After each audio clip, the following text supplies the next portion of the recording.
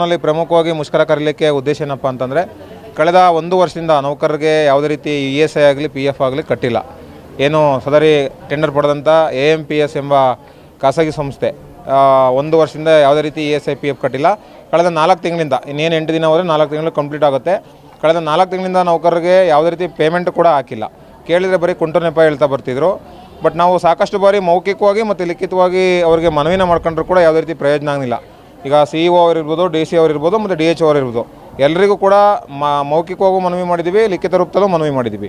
ಕಳೆದ 15 ತಾರೀಕಿನಂದು ಕೂಡ ಹೇಳಿದ್ವಿ 23ನೇ ತಾರೀಕು ಒಳಗಡೆ ಪೇಮೆಂಟ್ ಆಗಲಿಲ್ಲ ಅಂದರೆ 23ಕ್ಕೆ ನಾವು ಒಂದು ಮುಷ್ಕರನ ಹಮ್ಮಿಕೊತೀವಿ ಅಂತ. ಆದರೂ ಕೂಡ ಯಾವುದೇ ರೀತಿ ಅವರು ಒಂದು ಕ್ರಮ ತಗೊಳ್ಳದೆ ಒಂದು ಬೇಜವಾಬ್ದಾರಿನ ವಹಿಸಿ ಇವತ್ತು ಎಲ್ಲ ನೌಕರರು ಒಂದು ಮುಷ್ಕರ ಹಮ್ಮಿಕೊಳ್ಳೋ ರೀತಿ ಮಾಡಿದ್ದಾರೆ.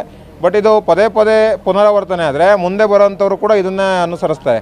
ಹಂಗಾಗಿ ನಾವು ಹೇಳೋ ಅಂಥದ್ದು ಏನು ಅಂದರೆ ನೌಕರರಿಗೆ ಪ್ರತಿ ತಿಂಗಳು 10ನೇ ತಾರೀಕು ಒಳಗಡೆ ನೀವು ಪೇಮೆಂಟ್ ಹಾಕ್ಕೊಡ್ಬೇಕು. ಏಕೆಂದರೆ ರೂಲ್ಸ್ ಇರೋ ಅಂಥದ್ದು ಏನು ಅಂದರೆ ಸರ್ಕಾರದಿಂದ ಅನುದಾನ ಬರೋದು 3 ತಿಂಗಳು ತಡ ಆದರೂ ಕೂಡ ಇವರು 3 ತಿಂಗಳು ಅಡ್ವಾನ್ಸ್ ಮಾಡಬೇಕು ಅಂತ ಇದೆ. ಬಟ್ ಇವರು ಯಾವುದೇ ರೀತಿ ಅಡ್ವಾನ್ಸ್ ಅಲ್ಲ, ಕೊಡೋ ಅಂಥ ದುಡ್ಡನ್ನೇ ಸರಿಯಾಗಿ ಕೊಡೋ ಅಂಥದ್ದಿಲ್ಲ.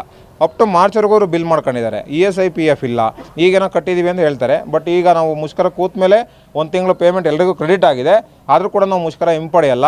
ಯಾಕೆಂದರೆ ನಮಗೆ 3 ತಿಂಗಳು ಪೇಮೆಂಟು ಪ್ಲಸ್ ಇದು ಸೇರಿ 4 ತಿಂಗಳು ಆಗಬೇಕಾದ್ರಿಂದ ಕಡೆ ಪಕ್ಷ 2 ತಿಂಗಳಾದ್ರು ಪೇಮೆಂಟ್ ಹಾಕಬೇಕು ಒಂದು. ಮತ್ತು ಇವರು ಪೇಮೆಂಟ್ ಹಾಕಬೇಕು, ಈಗ ₹400 ಕಡಿಮೆ ಹಾಕಿದ್ದಾರೆ.